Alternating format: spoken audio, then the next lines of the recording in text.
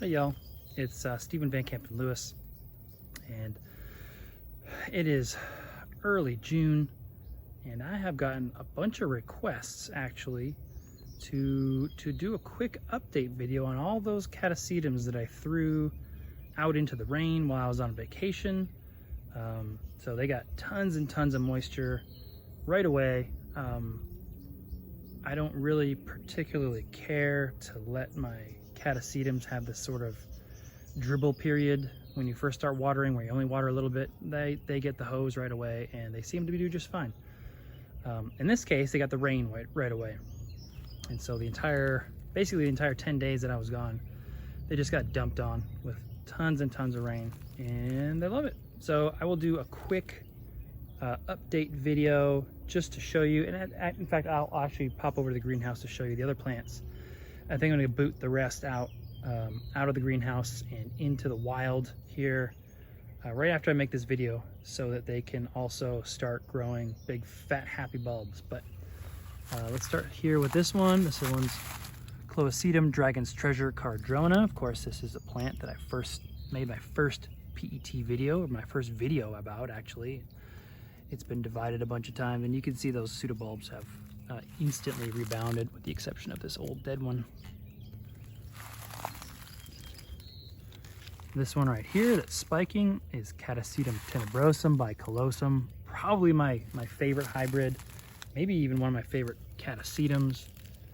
As you can see, again, the bulbs in just a matter of probably a couple days. I bet if I had filmed this a couple days after I started watering, after the rain started coming down, you would have seen that these bulbs immediately rebound and just become gigantic. There's a nice big fat root heading down into the media, down into the water well there. A bunch of other smaller roots right there. Happy plant. This is Catasetum Chuck Taylor. Again, big fat bulbs, tons of roots, new spike. This one is Tabulare variety Rhinophorus. This one will bloom for me several times. And this, it looks like, will be the smallest bloom, although I do get 2 spikes this time. Again, tons of roots, big fat bulbs. I think you are probably detecting a theme here. This is Maculatum.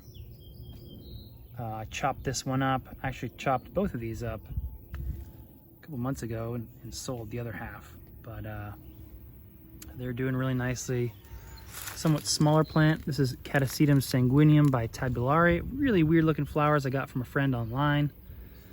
I can't wait to see this one bloom. You can see that the bulbs have already rebounded so much that the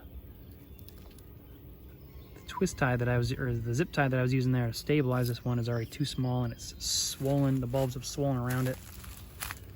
This is a little Catasetum shunkii, I believe, and it had no juice. I would have preferred to let this one go longer before watering it, but it had 0 juice left in its bulbs. They were completely shriveled. This one was dead, as you can see, and rebounded really, really nicely. So that's a quick update on my first batch of Catasetums that received water, and I'll quickly show you what my other ones look like in the greenhouse, and the fact that I will kick them out here and start hitting them with water probably today or tomorrow.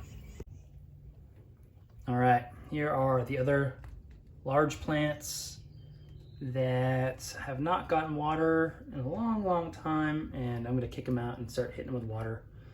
You can see that they don't need any water to put out a beautiful bloom spike. This one is Black Knight. Catasetum Black Knight is one of my favorite hybrids. And then we've got these other ones over here that are similarly dehydrated. You can see how the bulbs are basically gone.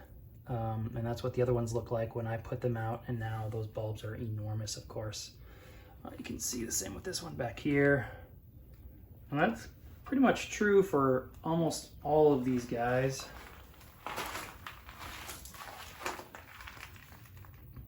If you recall, I grow these on the floor in the winter.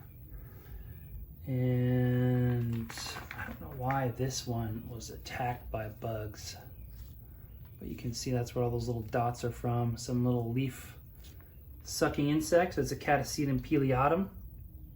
but it doesn't bother me. I don't hit it with insecticide because I'm not at all worried that that would negatively affect the plant. It'll bloom and grow just fine. And again, you can see these all look like little sprouts, or big sprouts actually, kind of almost look like tulips if you're in the Northeast, popping up out of the ground. And again, you can see how shriveled these bulbs are. It doesn't seem to bother the plants. In fact, you're going to want to wait as long as you can to let them go, or excuse me, to let them start receiving water. You can see how shriveled this little thing is. And this is Mato Grosso Ince. This one has almost no energy left in that back bulb, so I'm going to get that one some water. The roots aren't quite where I'd want them to be, but the plant will die if I let it go too much longer. So I'm going to turn this camera off and start getting them back out. And like I said, maybe hit them with water tomorrow or the next day and get out of this greenhouse. It is probably close to 100 degrees in here, probably over 100 degrees in here. And I suspect it's about 100% humidity. So I am done with this. See ya.